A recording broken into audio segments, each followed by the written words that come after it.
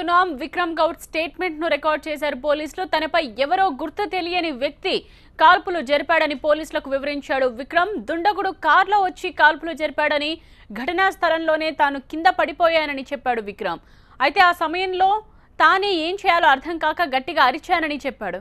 ఇంతలో తన అరుపులను విని భార్య షిపాలి కిందకొచ్చిందని, వెంటనే 108కి ఫోన్ చేయమని తానే చెప్పానని చెప్పాడు. అంబులెన్స్ రాకపోవడంతో షిపాలినే తన్ను కారులో అపోలో ఆసుపత్రికి తీసుకువెళ్లిందని విక్రమ్ గౌడ్ పోలీసులకు వివరించాడు. షిపాలికి డ్రైవర్లు, వాచ్మెన్ సహాయం చేశారని, తనకు బెదిరింపు కాల్స్ వచ్చిన మాట వాస్తవమేనని అన్నారు. తనపై కాల్పులు జరిపిన వ్యక్తిని గుర్తించి కఠినంగా శిక్షించాలని కోరాడు విక్రమ్ గౌడ్. ఈ కేసుకి సంబంధించిన అప్డేట్స్ అందించడానికి మా ప్రతినిధి విజయ్ అపోలో హాస్పిటల్ దగ్గర సిద్ధంగా ఉన్నారు. విజయ్, ఇప్పటివరకు ఆత్మహత్య యత్నంగానే మనం చూస్తూ వచ్చాం, పోలీసులు కూడా ఆ విధంగానే మాట్లాడుతూ వచ్చారు. కానీ ఇప్పుడు విక్రమ్ గౌడ్ చెప్తున్న దానికి పొంతన లేకుండా పోతోంది.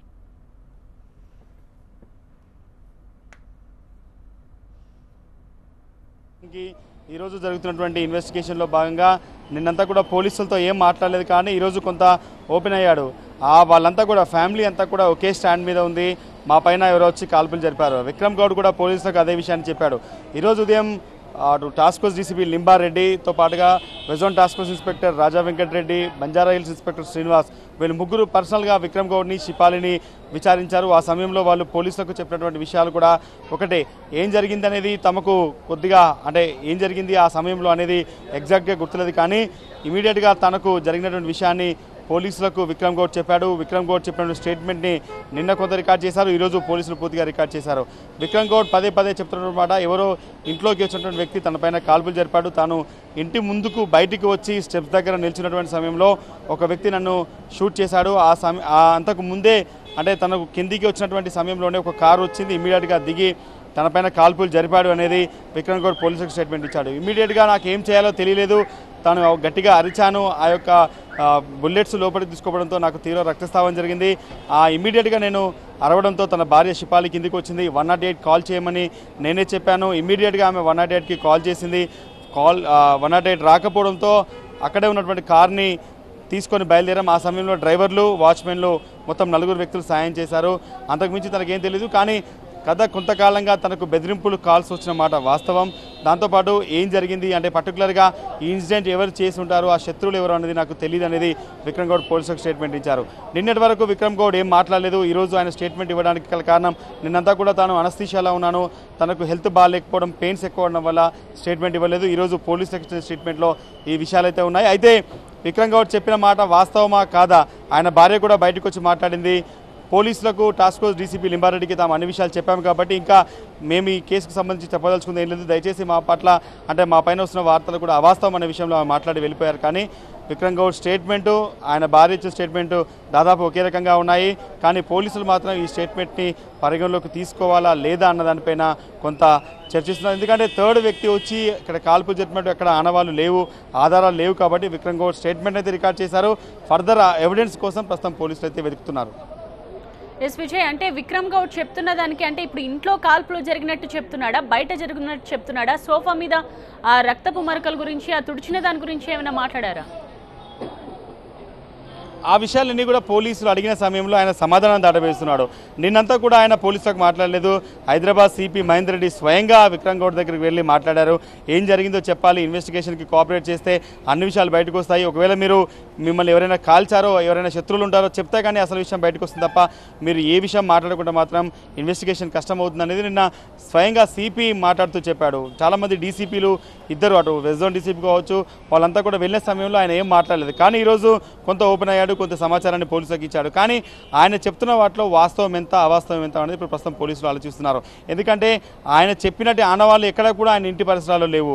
డాగ్ స్క్వాడ్ కావచ్చు, క్లూస్ టీమ్ అక్కడ వెళ్ళిన సమయంలో డాగ్ స్క్వాడ్ అంతా కూడా ఇంటి చుట్టే తిరుగుతుంది తప్ప బయటికి వెళ్ళడం లేదు. ఒకవేళ బయట నుంచి వచ్చిన వ్యక్తి అయితే కార్ ఎక్కడి నుంచి అయితే వచ్చిందో అంత దూరం వరకు కూడా డాగ్ స్క్వాడ్ వెళ్తుంది. అటువంటి ఆనవాళ్ళు లేవు. ఇంట్లో సోఫా అంతా కూడా క్లీన్ చేసి ఉంది. ఆయన చెప్పిన మాటలు రికార్డ్ చేశారు, కానీ అది వాస్తవమా అవాస్తవమా అనేది మాత్రం పోలీసులు వెరిఫై చేస్తున్నారు. ఆయనే సొంతగా సూసైడ్ అటెంప్ట్ చేసుకున్నాడన్న ఒక నిర్ధారణ కూడా పోలీసులు ఇప్పటికీ ప్రాథమికంగా వచ్చినటువంటి నేపథ్యంలో ఆ సాక్ష్యాలు ఏ రకంగా ఉండాలి, ఎందుకంటే ఆయన చెప్తున్నటువంటి వాదనంతా కూడా తనను ఎవరో కాల్చారనే విషయానికే ఆయన కన్ఫెస్ అయి ఉన్నాడు కాబట్టి ఇంకా వేరే ఎవిడెన్స్ ఏదైనా వస్తే కేసును ఎస్టాబ్లిష్ చేసే ప్రయత్నం మాత్రం పోలీసులు అయితే చెప్తున్నారు. ఇంటి ముందుకు వచ్చి అక్కడ స్టెప్స్ దగ్గర నిలిచిన సమయంలో కాల్చారు అనేది ఆయన చెప్పినటువంటి మాట. కానీ ఆయన భార్య ఇచ్చినటువంటి స్టేట్మెంట్లో ఇంట్లో కారిడార్లో ఉన్న సమయంలో సోఫాలో పడిపోయాడని చెప్పారు. కొంత కాంట్రడిక్షన్ స్టేట్మెంట్స్ అయితే ఉంటున్నాయి, కానీ ఏదేమైనా ఇద్దరు చెప్పినటువంటి స్టేట్మెంట్ రికార్డ్ చేస్తున్నారు. అది వాస్తవం అవాస్తవం అని మాత్రం పోలీసులు వెరిఫై చేస్తున్నారు. ప్రధానంగా పోలీసులకు ఉన్న డౌట్స్ అన్ని కూడా ఆనవాళ్ళు లేవు, ఎక్కడ కూడా అటువంటి పరిస్థితి లేదు, థర్డ్ వ్యక్తి వచ్చిన పరిస్థితి లేదు కాబట్టి ఖచ్చితంగా దీంట్లో ఏదో మిస్టరీ దాగి ఉంది. అటు విక్రమ్ గౌడ్ ఏదైనా సూసైడ్ అటెంప్ట్ ప్రయత్నించాడన్న కోణంలో మాత్రం విచారణ అయితే ప్రస్తుతం కొనసాగుతుంది. విజయ్, మనం గమనిస్తే కనుక వీళ్ళిద్దరూ కూడా పొంతలేని ఆన్సర్సే పోలీసులకు చెప్తున్నారన్నది మనకు స్పష్టంగా అర్థమవుతోంది. ఇక్కడ షిపాలి ఫాదర్ మాట్లాడారు, అప్పులేమీ లేవు, వాళ్ళు చాలా అన్యోన్యంగా ఉన్నారు అన్న విషయాన్ని మీడియాకు చెప్పారైనా. అప్పులు లేని విషయం నిజమా అబద్ధమా? అది పోలీస్ అధికారులు అయితే బహిరంగంగానే చెప్తున్నారు. ఎందుకంటే ఆయన కాల్ డాటా ఎనాలిసిస్ కావచ్చు, లేకపోతే ఆయన వాట్సాప్ ఎనాలిసిస్లో అనేక విషయాలు బయటకు వచ్చాయి. ఆ విషయాల్లో చాలా స్పష్టంగా ఉంది. చాలామంది డబ్బులు అడిగినటువంటి విషయం కోసం తీవ్రమైన అప్పుల్లో కూరుకుపోయాడు, 30 నుంచి 35 కోట్ల వరకు అప్పుల్లో ఉన్నాడు అనేది బహిరంగ రహస్యం. ఆయనకు సంబంధించినటువంటి చాలామంది చెప్తున్నారు విక్రమ్ గౌడ్ అప్పుల్లో ఉన్నమాట వాస్తవమే అని చెప్తున్నారు. తండ్రి ముఖేష్ గౌడ్ చాలా రోజులుగా అతన్ని దూరం పెట్టాడు, డబ్బుల విషయంలో ఫైనాన్షియల్ వ్యవహారంలో ఇన్వాల్వ్ కానివ్వడం లేదనేది చెప్తున్నారు. అయితే ఈ విషయానికి సంబంధించి పోలీసులకు కొంత సమాచారం ఉంది. ఎందుకంటే ఆయన వాట్సాప్ చాట్ అనాలిసిస్ చేసిన సమయంలో చాలా మెసేజ్ అన్ని కూడా డబ్బులకు సంబంధించి ఉన్నాయనేది పోలీసు అధికారుల నుంచి వస్తున్నటువంటి సమాచారం. కాబట్టి ఖచ్చితంగా ఇన్వెస్టిగేషన్లో అనేక విషయాలు బయటకు వస్తున్నాయి. దాంట్లో భాగంగా ఈ విషయం కూడా బయటకు వచ్చిందనేది చెప్తున్నారు. కానీ కుటుంబ సభ్యులు ఖండిస్తున్నారు. తాము ఫైనాన్షియల్గా చాలా ఉన్నత స్థాయిలో ఉన్నాము, తమకు ఎటువంటి ఇబ్బందులు లేవనేది వాళ్ళు చెప్తున్నటువంటి మాట. కాబట్టి ఏదేమైనా వాళ్ళు చెప్పింది వాస్తవమా అవాస్తవం అనేది పోలీసులు వెరిఫై చేస్తున్నారు. ఈరోజు సాయంత్రం కల్లా ఖచ్చితంగా ఈ కేసులో ఒక కంక్లూజన్కి తీసుకొచ్చాలన్న యోచన మాత్రం బంజారాహిల్స్ పోలీసులు అయితే ఉన్నారు. కాల్పులు జరిపి వెళ్లిపోయిన వ్యక్తిని తాను గుర్తుపడతానని విక్రమ్ గౌడ్ ఏమైనా చెప్పాడా విజయ్? నిన్నటి నుంచి ఆయన అంటున్నాడు తనకు కాల్పులు జరిపిన వ్యక్తిని తాను చూసుకుంటాను అన్నది నిన్నటి వరకు ఆయన మాట్లాడిన మాట. పోలీసుల ఇంట్రాగేషన్ సంబంధించి నిన్న జరిగిన సమయంలో ఆయన పోలీసులకు ఎటువంటి విషయం చెప్పలేదు.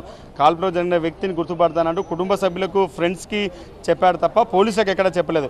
ఈరోజు పోలీసులకు చెప్పినటువంటి మాట నా పైన కాల్పులు జరిగాయి, ఒక వ్యక్తి వచ్చాడనే విషయాన్ని మాత్రమే చెప్పాడు. కాబట్టి ఆ కాల్పులు జరిగిన వ్యక్తిని గుర్తిస్తాడా లేదా, ఆయన గుర్తించాడా లేదా అన్నది కూడా పోలీసులకు చెప్పలేదు. నా పైన కాల్పులు జరిగాయన్న పదానికి మాత్రమే ఆయన కన్ఫర్మ్ అయినాడు. చాలా తక్కువసేపు పోలీసులతో మాట్లాడాడు. ఎక్కువ అడిగిన క్వశ్చన్స్ ఎక్కువగా అడుగుతున్న సమయంలో ఆయన బీపీ పెరిగిపోతుంది అనేది ఆయన చెప్తున్నటువంటి పరిస్థితి అయితే కనిపిస్తుంది. ప్రస్తుతానికైతే పోలీసులు ఇన్వెస్టిగేషన్ అయితే ఇంకా కొనసాగిస్తున్నారు. Thank you Vijay. సో అది మొత్తానికి ఈ కాల్పుల ఘటనపై ఎన్నో అనుమానాలు ఇంకా వ్యక్తమవుతూనే ఉన్నాయి. విక్రమ్ గౌడ్ ప్రస్తుతం స్టేట్మెంట్ ఇచ్చినప్పటికీ ఆ స్టేట్మెంట్ నిజమా అబద్ధమా అన్నది కూడా ఇప్పుడు పోలీసులు తేల్చాల్సిన అవసరం ఉంది. మరోవైపు విక్రమ్ గౌడ్ కాల్పుల ఘటనపై అతని భార్య షిపాలి స్పందించారు. విక్రమ్ గౌడ్ ఆరోగ్య పరిస్థితి నిలకడగానే ఉందన్నారు ఆమె. కాల్పుల ఘటనపై పూర్తి సమాచారాన్ని టాస్క్ ఫోర్స్ డీసీపీ లింబారెడ్డికి ఇచ్చారన్నారు. పోలీసులు తగు చర్యలు తీసుకుని న్యాయం చేస్తారనే నమ్మకం తనకుందన్నారు విక్రమ్ భార్య షిపాలి. ఇప్పుడు విక్రమ్ గౌడ్ గారు స్టేబుల్గానే ఉన్నారు. He spoke to the task force DCP Limba Reddy గారు. తను ఏం చెప్పాలో అన్నీ తనకి చెప్పేశారు. ఏం తనకు అయ్యిందో ఎలా జరిగిందో అన్నీ up to date information police వాళ్ళకి ఇచ్చేసినారు. మాకు పోలీస్ శాఖ మీద చాలా నమ్మకం ఉంది. వాళ్ళు ఈ దాన్ని ఇన్వెస్టిగేట్ చేసి ఎవరు ఈ పని ఇంత ప్రాణాలకి హాని కలిగించే పని ఎవరు చేశారో వాళ్ళు ఎలాగైనా బయటికి తీస్తారు.